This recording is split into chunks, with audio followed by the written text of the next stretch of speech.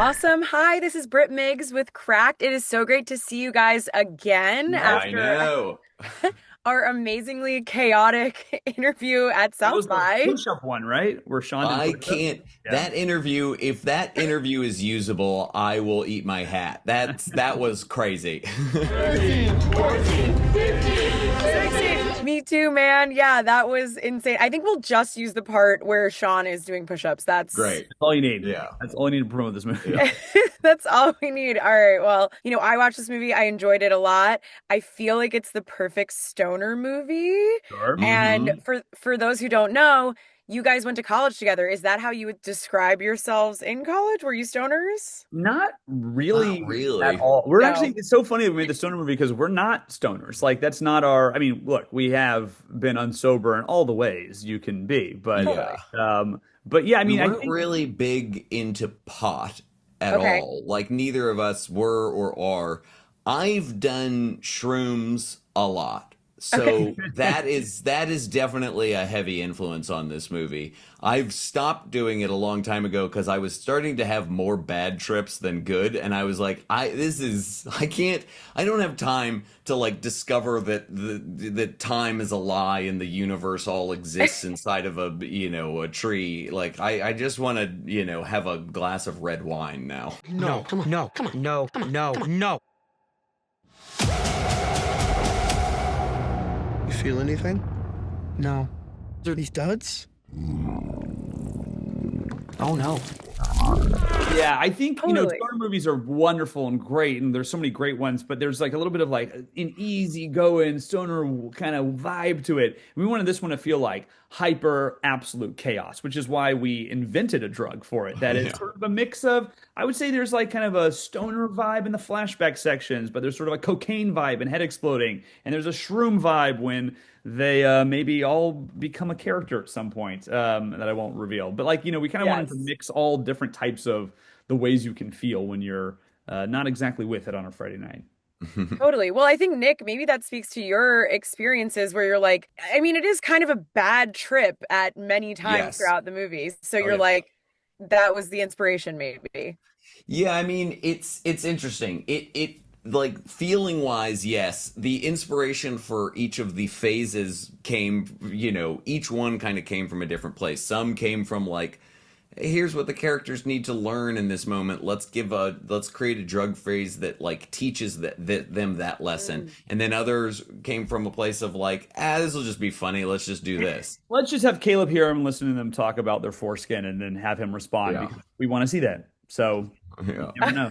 I love that part. It's so crazy to say that the entire movie is funny, but it's like he also was weirdly this comic relief, and it's Yeah. like, yeah, That story incredible. Caleb's the comic relief to this movie. Yeah. To an Yeah. already funny movie. Yeah, Yeah. incredible. Well, you guys obviously are wildly successful sketch writers. You've written for SNL, It's Always Sunny. How did those skills translate into writing this feature? I think, I mean, SNL is kind of a bad trip in itself, so that was definitely an influence. No, no, no, I kid. It's SNL was very helpful, I think, in teaching us to write quickly Hmm. and to kind of get the rough draft out there as quickly as possible so you can start making it better. And it was also like a good lesson in like just try some stuff. You don't really know what's going to work until it's up on its feet. And sometimes the idea that you thought this will not work at all is like kills at the table read. And whereas the idea that you are like, this is God's gift to sketch comedy will get crickets. Yeah. Yeah. So it was, I think, a really good lesson in like you truly you might have a good idea. Sometimes you'll probably write maybe 70% of the time, but then other times you're completely wrong about what's going to work and what's not going to work. I think also sketch writing teaches you efficiency. You have to Mm. really learn how to like make something work in like 2 minutes. So when you're making a movie, obviously you have more time to breathe and expand ideas, but you still want to like make sure everything's as tight as possible. And we've just been doing that for so many years that I think like the reason the movie feels hopefully it's so paced well is because we're just like we've just trained ourselves to move at that speed.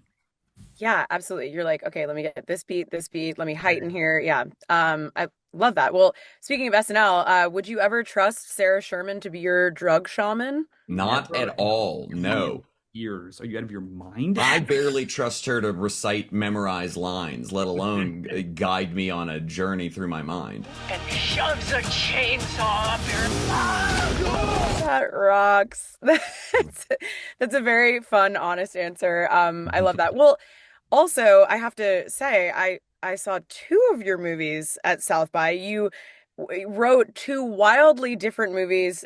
How was it? I mean, did you write them at the same time? I'm of course talking about Over Your Dead Body, which is horror comedy. It was fantastic. Yeah. Yeah, Yeah. so we wrote that before Pizza Movie. It was Okay. like one after the other.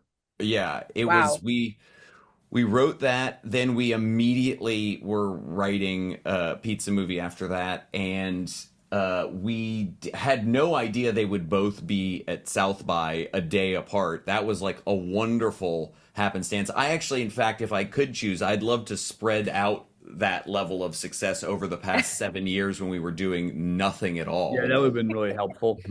Yeah, I mean, it was great. Over Your Dead Body is an adaptation of a movie, a Norwegian Okay. film. And this is an original pizza movie. So it was like, you're exercising different parts of your brain. But it's really nice sometimes to go in and try something else, have a blueprint for something, and like not, because when you write something from the ground up, it's just everything, every decision. It's just so, you have to figure everything out. With this other movie, Over Your Dead Body, we had something to play with, and there was already characters and Yeah. ideas. And then it was kind of nice to go into a territory that we don't normally get explore in, this sort of more of a horror, bloody, suspenseful vibe. And so that was like it was really nice. It was almost like a break from our normal Yeah. writing selves to try something new. And then once Yorma got involved, it was like amazing. Oh yeah, that was just a dream come true because Yorma has been an influence on our comedy since, I can't since we were doing comedy. Yeah. So it was just so fun to work with him. And also just when you're writing something that somebody else is directing, you just have no idea if they're going to execute it well. And when it was Yorma, we were like, okay, cool. He's going to hit every bit of comedy out of the park. So we can really throw some curveballs at him here. And it was great. He was so fun to work with. Yeah, like you just know that you're in good hands. Brian, you were talking about how, when you create something from the ground up, you have to create all of the rules. How did you come up with the rules for this experimental drug? So we knew we wanted to have these moments of insanity and then have everything go lucid for like 10 minutes before the next one. Because we realized if they were just constantly on a drug, it'd be like, what's real, what's not? How can they move forward actually in the story? So it's like, Yeah. it gave us these set pieces to be like, oh, we can do a sketch here. Like a drug phase can kind of be like a sketch. We can blow out that game and have a blast. And then we can kind of like move the plot forward, move their emotions forward, and then come back to another like set piece.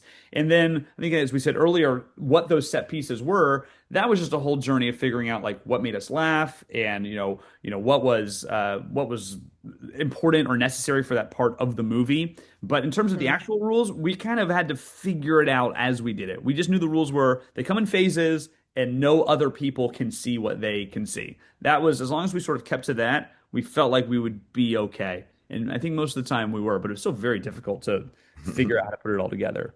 Yeah, it's hard when you're the one creating the rules and then you're like, oh, but this isn't. Yeah, totally.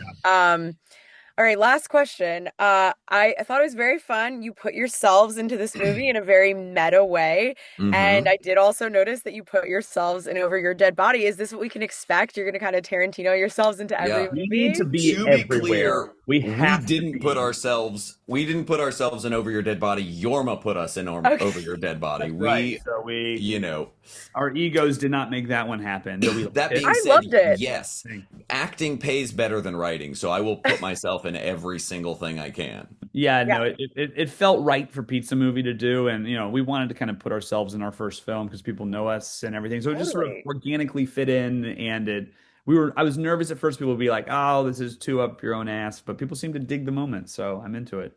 No, I think people are such huge fans of you. Like, it absolutely makes sense, yes, that you would be in your first movie. And I think it'd be really fun to be in every single one. I'm just saying, as a fan. Okay. So, All right. Well, then it's contractually we're It's your obligated. fault. We'll do it. Britt said it. It's happening. Thank you guys so much for your time. Congrats on these two amazing movies, and talk to you soon. Thanks, Thank Britt. you. It's so wild. We got our start on the crack. I know. It's so what a full circle moment to be, doing Cool. this interview. I love that. I love that so much. You guys are the best. Thank you so much. Cool.